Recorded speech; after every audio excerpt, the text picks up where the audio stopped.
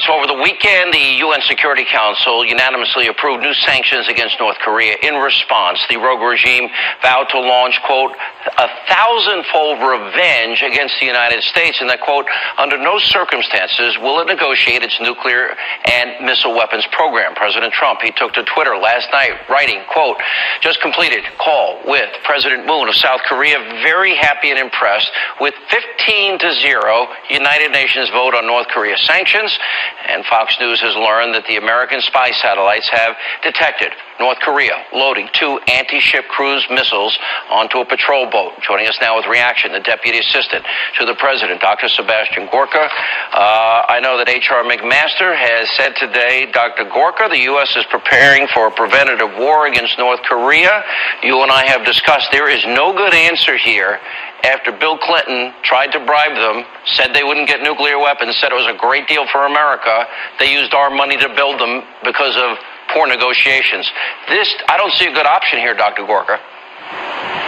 Well, Sean, I'm sure North Korea is watching Western media and especially your show, and they need to know something.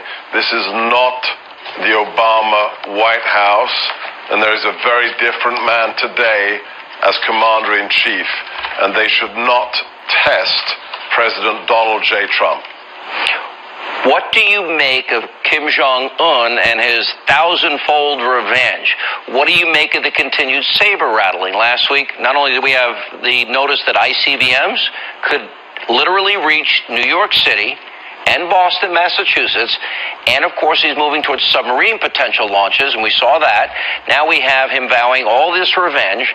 And how do you defend against a country once they have nuclear weapons? Because let's say we take out those sites, or try to. Can they launch against South Korea in the interim? Can they launch against Japan? Will they dare to take on China with weapons? You're literally talking about the potential of millions of humans dying. They can rattle their rusty sabers, but the fact is this is a sadistic, dictatorial regime, and what they have been trying to do ever since the facilitation of their weapons programs by the Clinton White House and then the Obama White House is to blackmail us, to blackmail the West. But that all ended this weekend. Think about all the people who not just underestimated but criticized this president. What did we just achieve through the good offices of Ambassador Haley, Secretary Tillerson? We have a 15-0 vote at the UN Security Council, including permanent members like China and Russia, that have brought the most stringent package of sanctions against North Korea we have ever seen. They have backed themselves into a corner, and they need to back down. Okay, I agree. But is this guy crazy enough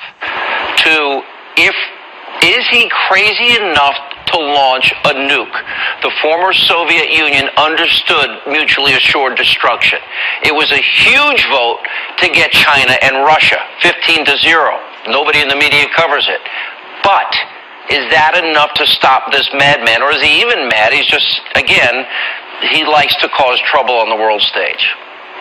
This is not the Cold War. Remember, during the Cold War, we had this phrase, correlation of forces.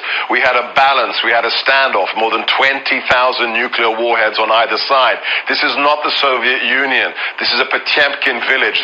This regime cannot even feed its own people. That's how much of a paper tiger it is. So now they have to send a very clear message. Rex Tillerson today at the ASEAN meeting said they can send a signal. No more ballistic missile testing. Then we will know that sanity reigns, and they don't want to bring down the ire of the president and the Western community against North Korea. Why do I think that it is a real clear present danger for the world, and that with all the talk about all these, in many cases, like Russia's superfluous issues, this could define the Donald Trump presidency more than anything else? And you could see a world coalition. We saw the former Soviet Union, the U.S., aligning against Nazism, fascism in World War II. Could it be the world now aligning against North Korea to prevent nuclear war?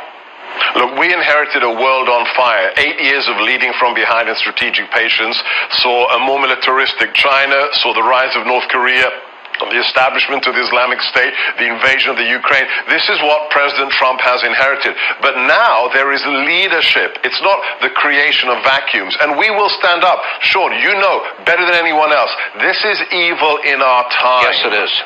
And we will not back down from evil, Sean. Not this president, not his team. I don't see it at all. I think they haven't figured out this is a different world now. All right, Dr. Gorka, I don't see a good answer here. Pretty scary, pretty chilling. I hope people pay attention.